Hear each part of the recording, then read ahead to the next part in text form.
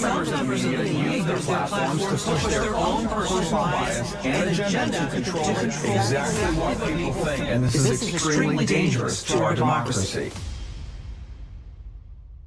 Go to work, get married, have children, act normal, walk on the pavement, watch TV, obey the law, save for your old age, then repeat after me, I am free. Slavery, it works better when you don't tell them. It's all a mind game. William Casey, CIA director, will know when our disinformation program is complete when everything the American public believes is false. They don't call it television programming for nothing.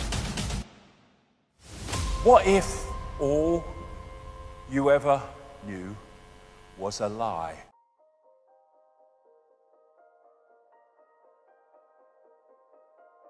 What we call stupid equals asleep. What we call asleep is hypnotized, and what we call hypnotized is unconscious. We have been systematically put into a state of unconsciousness so that we cannot see what we are part of and what we are experiencing, though that is changing and changing fast. Until you make the unconscious conscious, it will direct your life and you will call it fate. All the time, the subconscious, which we're not aware of, is dictating the behavior and responses of the conscious. And if we don't understand the unconscious, then the conscious will just be a pawn in a game.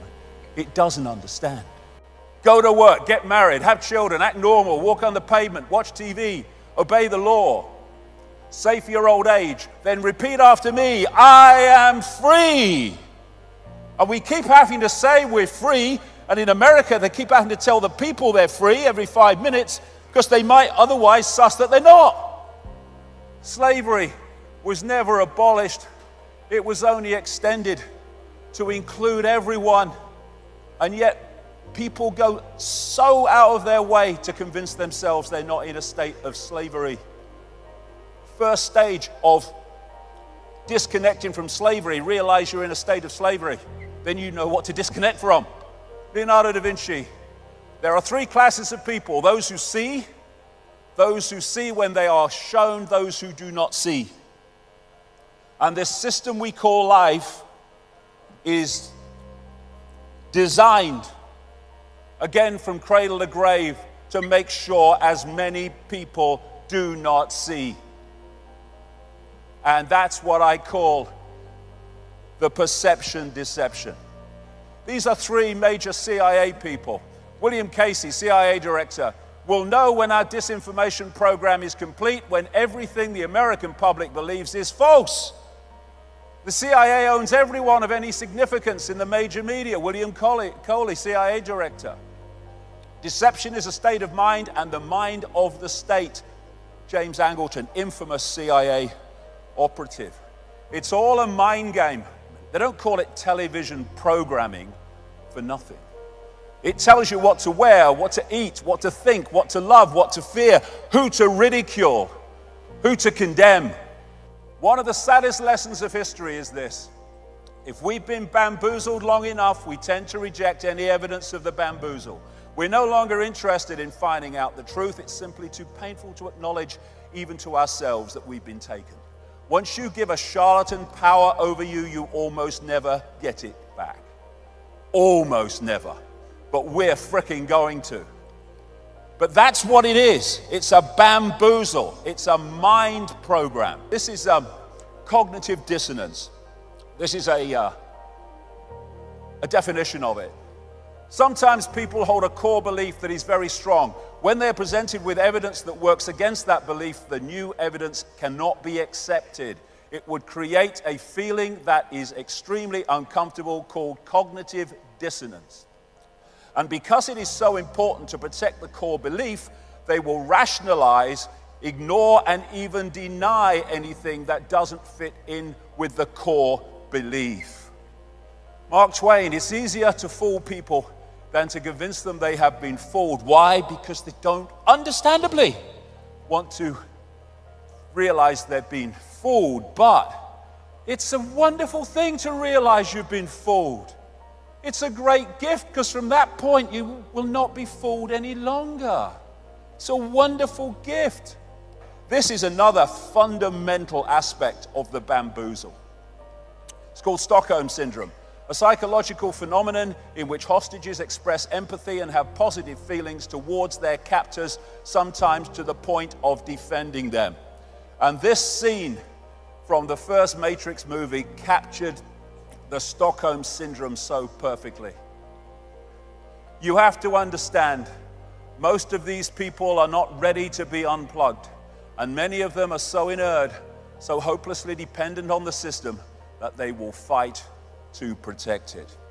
And this great man, Giordano Bruno, it is proof of a base and low mind for one to wish to think with the masses or the majority, merely because the majority is the majority. Truth does not change because it is or is not believed by a majority of the people. When you find yourself on the side of the majority, it's time to pause and reflect. Why? Because history shows us that invariably the majority are always following a cul-de-sac or a dead end. Mahatma Gandhi, many people, especially ignorant people, want to punish you for speaking the truth, for being correct, for being you. Never apologize for being correct or being years ahead of your time. If you're right and you know it, speak your mind, speak your mind. Even if you are in a minority of one, the truth is still the truth. Birds born in a cage think flying is an illness. What you've been brought up with is your normal, however bloody mad it may be. What we're looking at is what I call bubble people. Bubble people. They live in a bubble of perception and reject anything outside of that perception. Thus, they stay in the bubble. And so all these institutions are programming beliefs and perceptions in the bubble. And unless you break out of it, they're the only perceptions you ever come across. And this is what they say to you. Look, mate, I live in the real world, me. All right, I've got that real world. Go to work, get married, have children, get normal. I am free. That's the real world they're talking about. The real world of human slavery masquerading as freedom. You can ignore reality, but you can't ignore the consequences of ignoring reality. Can you remember who you were before the world told you what you should be? Can any of us remember that? When we're born into a world and from day one we're told who we are, what we should do, what reality is, what we should aspire to, what we should oppose, all of it. Just a program. If you sense more, there is more. Yes. It's people get stuck in the mode of thinking. And when we feel something, what does it feel? You can say, well, it feels right. It shouldn't, but it does. This is the true self. This is the program self. We have the power to change anything. We have got into this situation by realizing or not realizing the power we have, by not realizing the true nature of who we are.